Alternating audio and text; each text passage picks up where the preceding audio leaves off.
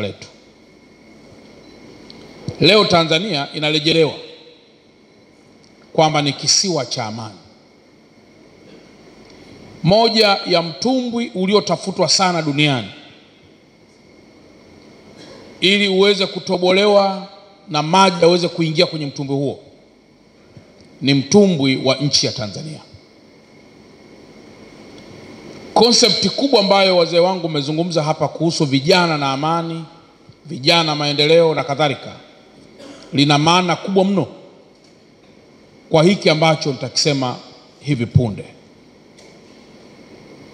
Ukianza kuangalia katika mataifa mengi duniani kote, na hii juzi mmeona pale Madagascar, Mheshimiwa Rais Rujorina alilazimika kuvunja baraza la mawaziri kwa kile ambacho wananchi wanasema wameona kama hakuna dhana ya uwajibikaji.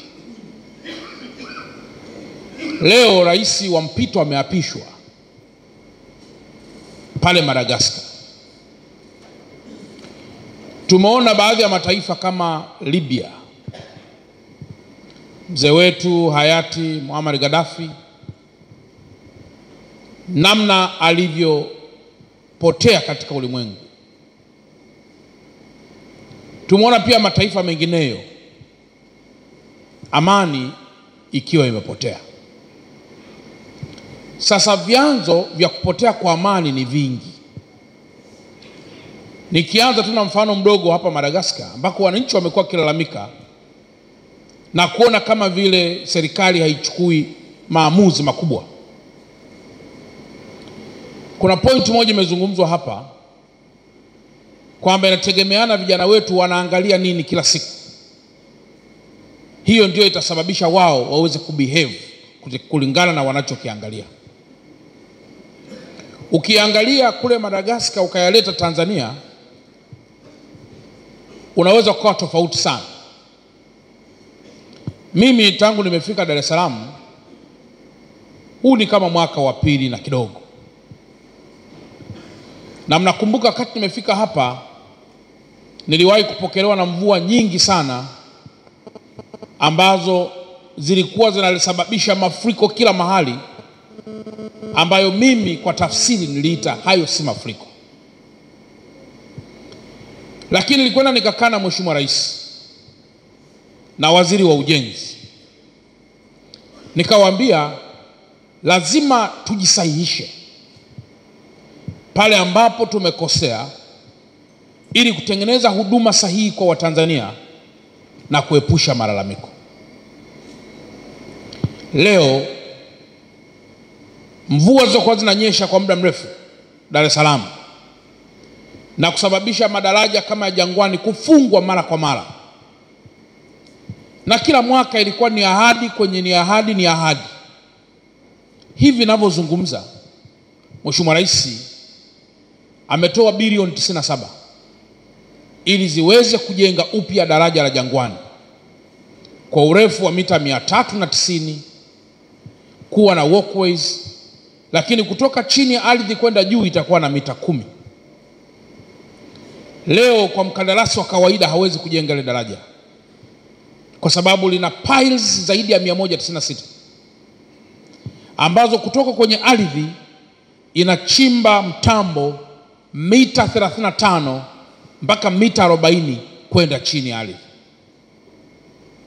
Maana yake kwa lugha nyepesi ni kwamba kilio cha Watanzania kuhusu daraja hilo sasa kinakwenda kuisha kabisa. Lakini pamoja na haya tulikuwa tunafunga pia daraja la Mkwajuni, tunafunga daraja la Kigogo, tunafunga. Lakini Kigogo napo tumevunja daraja lile, imeshatolewa bilioni 17. Na Mkwajuni imeshatolewa bilioni 11. Yanajengwa upya madaraja ili kuinua na kutokufunga tena hizo barabara ziwasaidie Watanzania. Lakini kuna wakati hata sekretari wangu anakaa kule Kigamboni, aliwahi kufika kwenye daraja la Nguva akasema tuwezi kuvuka, maji yamejaa. Daraja la Nguva imetolewa bilioni 92 na sasa linajengwa kutoka chini mpaka kwenda juu ni mita 8. Lakini vile vile mkienda hapa daraja la pale unapokwenda Kongoe pale Mbagala, ajali zilikuwa ni nyingi kila mahali, na mpaka leo juzi watu wamekufa kwenye mto Mzinga, daraja la mto Mzinga. Mheshimiwa Rais kwa kusikia kilio kile ametoa bilioni 54 ili zijenge kilomita 3 na zikajenge flyover pale Kongoe, na daraja nalo hivi ninavyozungumza tayari limekwishaanza kujengwa. Lakini kama itoshi, mwaka jana kama mliona, au mwaka juzi, mwaka jana mvua nyingi zilinyesha. Bwana mmoja akasema nimeokota gari kule upande wa Tegeta, kama mnakumbuka. Mimi na wakuu wa wilaya tulilala pale Mtongani pale jeshini NDC kwa mbele kidogo pale. Leo napozungumza Mheshimiwa Rais ameshatoa bilioni 24.6 na daraja lile linajengwa. Sasa ukiangalia taswira ya mkoa wa Dar es Salaam kwa barabara, kila mahali kumefukuliwa, barabara zikiwa zinajengwa. Hii maana yake nini? In connection to peace and security. Hii maana yake nini? Ni kwamba katika taifa ambalo watu wamepiga kelele kuhusu kukosekana kwa huduma za jamii na likafanya vurugu na taifa likaingia kwenye machafuko, kijana yote akiiga huko, maana yake atakuwa amelikosea taifa la Tanzania, kwa sababu taifa la Tanzania limepata kiongozi msikivu anayepeleka huduma kwa Watanzania ili taifa liendelee kuwa na amani masaa yote. Miezi michache iliyopita tulikuwa tunalalamika umeme hapa, na nyie mnakumbuka. Rais huyu amehakikisha bwawa la Mwalimu Nyerere linakwisha ili lizalishe umeme na lilete megawatts nyingi katika grid ya taifa. Dar es Salaam sisi peke yetu hapa tunatumia megawatt 650 karibu kila siku, na ndio demand yetu. Tuna Kinyerezi 1, tuna Kinyerezi 2, tuna Ubungo 1, Ubungo 2, Ubungo 3 pamoja na Tegeta. Hizi ni power plants za gesi. Zinazalisha megawatt 952. Hizi zimeongezewa uwezo, lakini kila umeme ukipita ilikuwa tunaleta itilafu, kwa sababu umeme ulikuwa ni mwingi kuliko uwezo wa nyaya. Hivi ninavyozungumza, Dar es Salaam kwa sasa hivi tuna miradi ya trilioni 1.3 ya upande wa TANESCO peke yake, kubadilisha nyaya, kubadilisha nguzo, kununua majenereta makubwa na kuleta huduma zingine zote ili viwanda viendelee kuzalisha na vijana waendelee kupata ajira. Sasa nini maana ya ajira in connection to peace and security? Sasa nimeona niseme kidogo kuhusu huduma za jamii. Juzi mliona mwendo kasi. Watu wameingia mpaka kwenye mabasi ya mwendo kasi, wanaimba nyimbo, wamefika kipindi wamepiga mpaka vile vioo vya mabasi karibu 9, wakapiga na vituo vya mwendo kasi. Mimi sikuwa na matatizo. Tatizo langu lilikuwa kwa nini upige afu kimbie? Kama unapiga unatulia ili tuje tukusikilize hoja. Lakini kukimbia kulisignify kwamba hawa si watu wa kawaida, bali ni wahalifu. Kwa hiyo wangeweza kutukuta katika hali ya kawaida, tungepigana, kwa sababu yeye anaamua kupiga vituo na sisi tungempiga yeye, kwa sababu tunajua kabisa huyu sio mtu mzuri. Sasa haya yote maana yake nini? Tunahitimisha kwamba taifa la Tanzania, Mheshimiwa Rais amekuwa msikivu kuleta maendeleo kwa Watanzania. Alichokizungumza mzee wangu Geruko ni kweli, ni sio virahisi sana kuelewa, lakini watoto wangu mimi na watoto wako wewe leo, sidhani kama wanaijua nyumba ya nyasi. Sidhani kama wanajua kwamba tiles huwa inawekwa. Yakizaliwa anatambaa kwenye tiles, anaanza kutembea kwenye tiles, anakuja kukaa na kula kwenye tiles, mwisho anadhani tiles ndio ardhi. Ukimpeleka mahali pengine anaanza kuuliza hiki ni nini? Baba, kwa nini tusinunue hii, ni nzuri? Akidhani ile ni tiles, kumbe ile ndio ardhi na hii ndio tiles. Concept aliyozungumza Sheikh ni kubwa mno. Maana yake hauwezi kuijua jana wala hauwezi kuijua juzi kama umri wako ukuwa wa jana. Leo tukienda hapa Mwalimu, tukienda hapa stendi ya Magufuli ya SGR na kule Dodoma na kule Morogoro, watu tunashuka mpaka unajiuliza, hivi hawa wote walikuwa napanda nini? Riski ya ajali imepungua, tunapanda tunakwenda kwa muda mfupi, maendeleo yanafanyika. Sasa alichokizungumza Shehe pamoja na wote waliohudhurisha hapa, vijana wenzangu, kuna mtu mmoja juzi aliniambia, Chalamila una umri gani? Nikamtajia. Akasema ulipokuwa na miaka 20 mpaka angalau 39 ulikuwa unafikiri vipi? Nikamwambia. Akasema unajua bwana, kuna umri kila unachokifanya unakuwa very careful kuangalia jamii itasema nini. Ukitaka kuvaa suti unasema mbona hii suti kama ya kishamba shamba sana, jamii itanionaje? Ukitaka kununua gari unasema ngoja nikanunue Vogue kwa sababu IST, jamii itanionaje? Ukitaka kujenga nyumba unalazimishia kujenga gorofa. Kumbuka hapo uwezo hauna, ni ule wa kuungaunga ili kuonyesha jamii kwamba una hela. Yule jamaa akasema inapofikia miaka 60 unakuja kujua kwamba kumbe jamii ilikuwa hata ikuangalii ulichokuwa unakifanya. Kwa hiyo akahitimisha kwamba ni afadhali kutokwa jasho ungali kijana kuliko kuja kutokwa machozi ukiwa mzee. Hoja waliozungumza wahudhurishaji hapa ni kwamba hautajua thamani ya jasho kama hautajua madhara ya machozi. Hautajua thamani ya maumivu mpaka uje ujue madhara ya kukosekana kwa furaha. Kwa hiyo vijana wenzangu, kama uko bize na masuala ya kiuchumi katika taifa, utailinda amani kwa kuwa ni sehemu ya mchango wa uwekezaji katika taifa. Lakini kama wewe haueleweki, hauna anwani ya aina yoyote, unaweza kuhisi kuchafua mji na kuleta na kusababisha kukosekana kwa amani, ndio ujanja. Sasa amani katika mataifa yote ndio mtaji namba moja. Na wenzetu wa mataifa mengine kwa nini wanaiwinda Tanzania? Ukifuatilia kwenye mitandao watu wengi wanaongea sana, lakini nataka niwathibitishie, mkidetail vizuri mtakuja kugundua wapo wanaowaongoza. Haiwezekani kazi yako iwe ni kuzungumza tu, huna ajira, umejificha ndani unazungumza tu. Lazima yupo anayekulisha,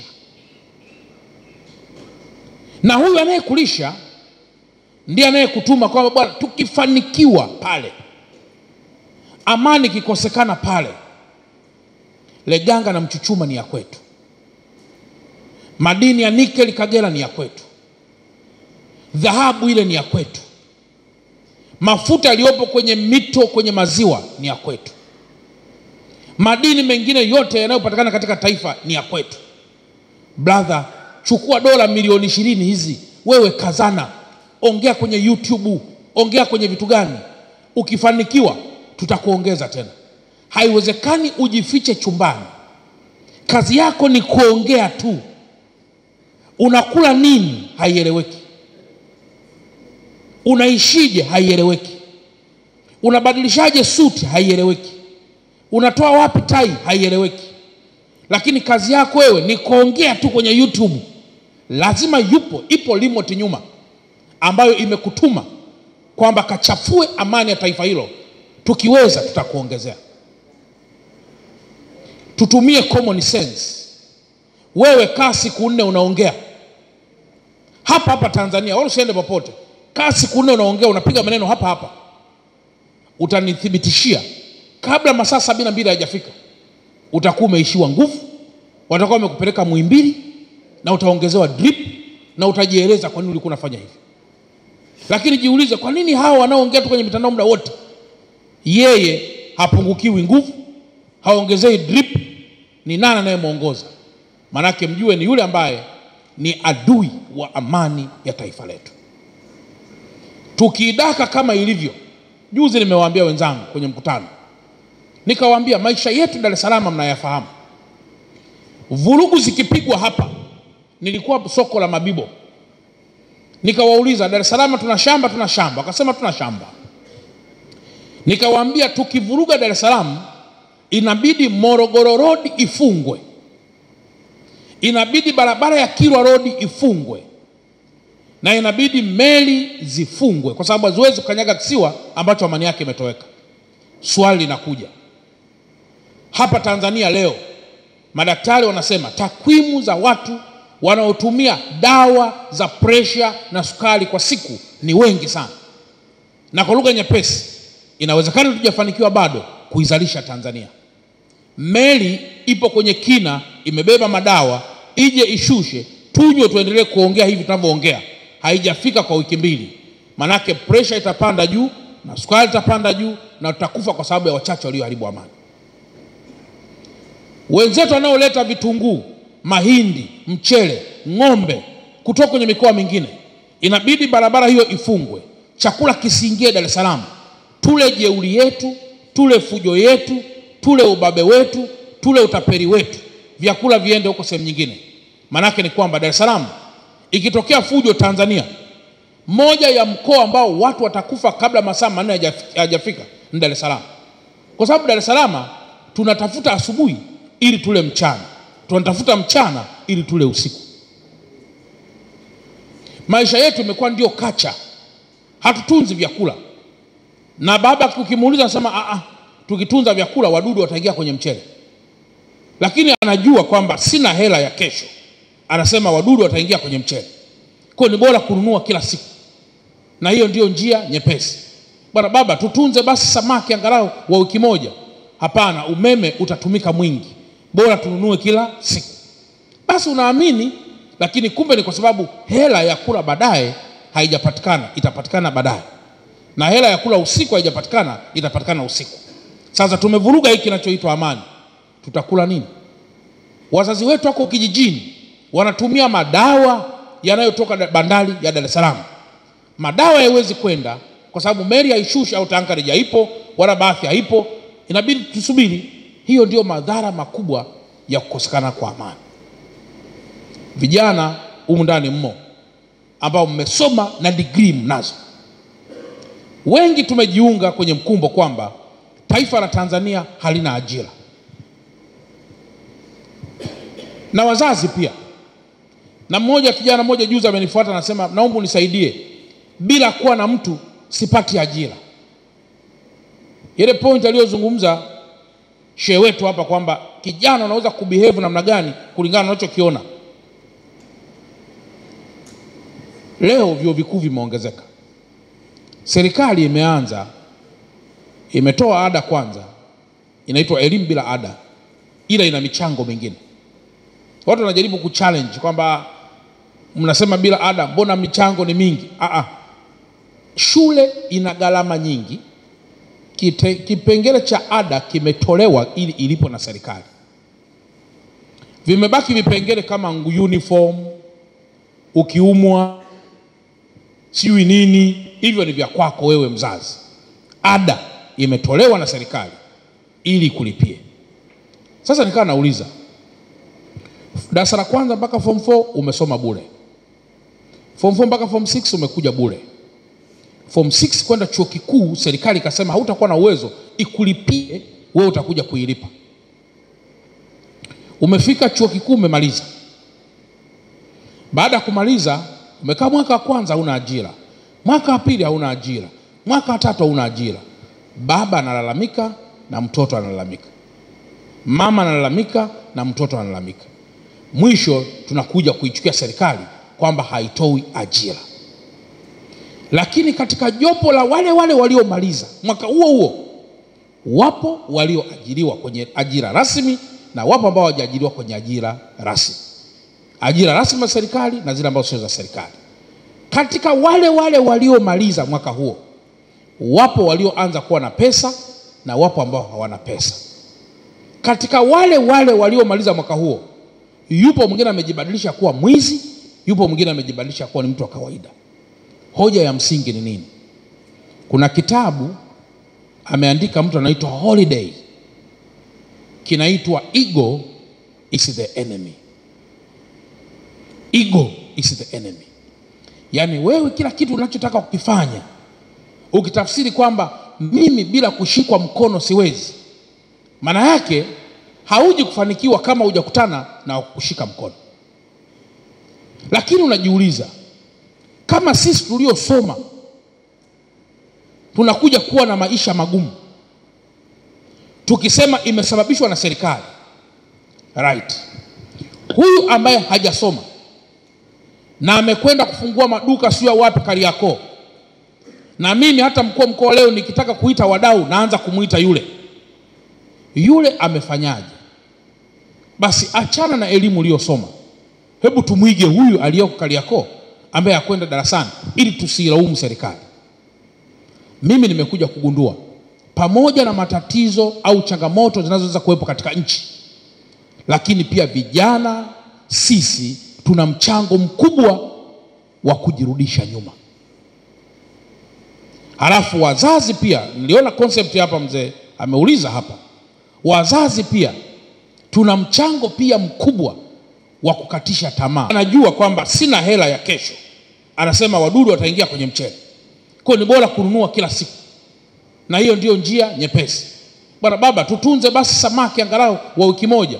Hapana, umeme utatumika mwingi, bora tununue kila siku. Basi unaamini, lakini kumbe ni kwa sababu hela ya kula baadaye haijapatikana, itapatikana baadaye. Na hela ya kula usiku haijapatikana, itapatikana usiku. Sasa tumevuruga hiki kinachoitwa amani. Tutakula nini? Wazazi wetu wako kijijini wanatumia madawa yanayotoka bandari ya Dar es Salaam. Madawa hayawezi kwenda kwa sababu meli haishushi au tankari haipo wala basi haipo, inabidi tusubiri. Hiyo ndio madhara makubwa ya kukosekana kwa amani. Vijana humu ndani mmo ambao mmesoma na degree mnazo, wengi tumejiunga kwenye mkumbo kwamba taifa la Tanzania halina ajira. Na wazazi pia. Na kijana mmoja juzi amenifuata anasema, naomba unisaidie, bila kuwa na mtu sipati ajira. Ile point aliyozungumza shehe wetu hapa kwamba kijana unaweza kubehave namna gani kulingana na unachokiona. Leo vyuo vikuu vimeongezeka. Serikali imeanza, imetoa ada kwanza, inaitwa elimu bila ada, ila ina michango mingine. Watu wanajaribu kuchallenge kwamba mnasema bila ada, mbona michango ni mingi? Shule ina gharama nyingi, kipengele cha ada kimetolewa ili ilipo na serikali. Vimebaki vipengele kama uniform, ukiumwa, siwi nini, hivyo ni vya kwako wewe mzazi. Ada imetolewa na serikali ili kulipie. Sasa nikaa nauliza, darasa la kwanza mpaka form 4 umesoma bure, form 4 mpaka form 6 umekuja bure, form 6 kwenda chuo kikuu serikali ikasema hautakuwa na uwezo ikulipie, wewe utakuja kuilipa. Umefika chuo kikuu umemaliza, baada ya kumaliza umekaa mwaka wa kwanza huna ajira, mwaka wa pili hauna ajira, mwaka wa tatu hauna ajira. Baba analalamika na mtoto analalamika, mama analalamika na mtoto analalamika. Mwisho tunakuja kuichukia serikali kwamba haitoi ajira. Lakini katika jopo la wale waliomaliza mwaka huo, wapo walioajiriwa kwenye ajira rasmi na wapo ambao hawajaajiriwa kwenye ajira rasmi. Ajira rasmi za serikali na zile ambazo sio za serikali. Katika wale waliomaliza mwaka huo, wapo walioanza kuwa na pesa na wapo ambao hawana pesa. Katika wale waliomaliza mwaka huo, yupo mwingine amejibadilisha kuwa mwizi, yupo mwingine amejibadilisha kuwa ni mtu wa kawaida. Hoja ya msingi ni nini? Kuna kitabu ameandika mtu anaitwa Holiday, kinaitwa Ego is the enemy. Ego is the enemy. Yani wewe kila kitu unachotaka kukifanya ukitafsiri kwamba mimi bila kushikwa mkono siwezi, maana yake hauji kufanikiwa kama hujakutana na kushika mkono. Lakini unajiuliza, kama sisi tuliosoma tunakuja kuwa na maisha magumu, tukisema imesababishwa na serikali, right? Huyu ambaye hajasoma na amekwenda kufungua maduka sio wapi Kariakoo, na mimi hata mkuu wa mkoa leo nikitaka kuita wadau naanza kumuita yule amefanyaje? Basi achana na elimu uliyosoma, hebu tumuige huyu aliyoko Kariakoo ambaye akwenda darasani, ili tusilaumu serikali. Mimi nimekuja kugundua pamoja na matatizo au changamoto zinazoweza kuwepo katika nchi, lakini pia vijana sisi tuna mchango mkubwa wa kujirudisha nyuma. Halafu wazazi pia, niliona concept hapa mzee ameuliza hapa, wazazi pia tuna mchango pia mkubwa wa kukatisha tamaa. Unakwenda mahali penye free wifi kwenda kuchati, wakati wenzako wanahangaika kwenda kwenye free wifi kwenda kutangaza bidhaa hata kama sio za kwao, ili mradi apate ka 20 au ka 10%. Sasa ego ikiwa ni enemy, hawezi kuzijua hizo fursa. Mwisho unakuta ni mtu kulalamika wakati wote. Ukidevelop kulalamika wakati wote, kunatengeneza hormone ambazo mwisho zinaweza zikauharibu hata mwili. Nadhani mnafahamu mahusiano yaliyopo kati ya stress na kuongezeka kwa mwili. Nafikiri mnafahamu. Msije mkamuona mtu mnene mkafikiri yuko vizuri, wakati fulani ni stress hormones zimejipelekea huko. Na ndio maana unashauriwa fanya mazoezi, kwa sababu stress inafanyaje, inapungua na nini. Kwa hiyo niwaombe sana vijana wenzangu, in order to be a potential human capital, kuna mambo mengi ya kuyawaza upya. Leo unawakuta hapa Dar es Salaam, mahali ambapo kuna population ya watu wengi, lakini naye analalamika sawa sawa na mtu ambaye yuko kwenye mkoa wenye population ambayo sio nyingi. Leo ukiweka kitu hapa barabarani Dar es Salaam kinauzika, lakini ukienda kwenye mkoa mwingine inawezekana flow ya watu isiwe kubwa, hakiuziki. Kuwa tu mkoa wa Dar es Salaam ni mtaji tosha. Na niliwahi kuwaambia, hapa ndipo mahali ambapo mtu hajui kusoma wala kuandika, lakini anapiga tai na anachukua gazeti la Daily News kila siku, ndio bajeti yake. Na ukimuona anachochangia, unaweza kufikiri huyu jamaa alikuwa Marekani jana, lakini amegundua fursa kwamba mtu mtanashati alishika gazeti, anaaminika. Kuna yeye anaamua kuishi hivyo, ili hata kusema mwanangu naomba nisaidie au nikope milioni 10 nina jambo moja mara moja nitakulishia baadaye, unatoa kwa sababu umeona ule utanashati. Hapa ndipo mahali ambapo mtu anaweza sielewa nakolala, lakini anaamka na briefcase na hakuna mtu anamsema, kwa sababu ndio maisha yetu. Ile inakufundisha nini? Kwamba pana potential. Na hapa ndipo unapomkuta mganga wa kienyeji yuko kanisani, mganga wa kienyeji yuko msikitini. Yani yeye mwenyewe ameona kuna uganga wangu wote niende msikitini kuswali, lakini akirudi anasema njoo utapata hela nyingi, lakini kula kienda Mungu nisaidie nipate hela nyingi. Ndio unajua hiyo ndio Dar es Salaam. Sasa ni jawabu lako wewe kujua umfuate au usimfuate. Jamani, baada ya kusema haya, mimi nawashukuru sana kwa kuandaa kongamano hili muhimu. Tarehe 29 ya mwezi wa 10 tuna uchaguzi. Uchaguzi wetu sisi ni uchaguzi wa huru na amani. Sisi kazi yetu sio kusema ukakipigie chama fulani kura, hapana.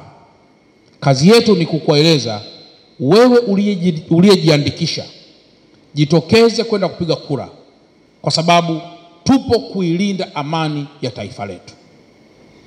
Hakuna atakayeichezea amani hii kwa maslahi yake. Na Mheshimiwa Rais amefanya mikutano kote huko, anaendelea kufanya mikutano. Dar es Salaam wamekuja wagombea wa vyama vyote, hakuna hata mmoja gari lake limepigwa mawe. Nilikuwa naangalia tu kwenye TV, sijui mgombea gani gari lake limepigwa mawe, lakini sisi hapa halijapigwa mawe. Na tarehe 21, 22 na 23 ya mwezi huu tumepokea pia ratiba kutoka kwa Chama cha Mapinduzi kwamba mgombea wa urais wa Chama cha Mapinduzi naye atakuwa na mikutano Dar es Salaam. Atakuwa na mkutano Leaders Club, mitaa ya Leaders Club tarehe ya kwanza. Atakuwa na mkutano kwenye uwanja wa pale TANESCO kule Temeke, na atakuwa pia na mkutano uwanja wa Kinyerezi, tunaita uwanja wa Kecha pale uwanja wa Kinyerezi. Atakuwa na mikutano mitatu. Namna tuliopokea ratiba, wajibu wetu sisi kama viongozi wa serikali sio kwenda kuambia watu mpigieni Rais Samia, hapana. Kazi yetu sisi ni kusema tutalinda mkutano wa mgombea urais wa Chama cha Mapinduzi kama tulivyoilinda mikutano ya wagombea wote, ili naye anadi sera zake, ataifikia mwisho, itafika siku ya kura. Kwa hiyo nimeona niwaambie tu hili kwamba mjitokeze pia kwenda kusikiza sera za hawa wagombea wetu, ili tuache kubishana huku mtaani kwa hoja ambazo wagombea hawajasema au wagombea wamesema. Tarehe 21, 22 na 23 mgombea wa urais wa Chama cha Mapinduzi tumepokea taarifa kwamba atakuwa hapa. Kwa niwathibitishie wana CCM mlioko humu au mlioko nje kwamba mgombea wa chama huyo cha Mapinduzi wala hatapata baya lolote akiwa hapa. Tutamlinda kama tulivyolinda wagombea wengine, ili naye atoke salama Dar es Salaam. Baada ya kusema haya, nawashukuru sana na asanteni sana.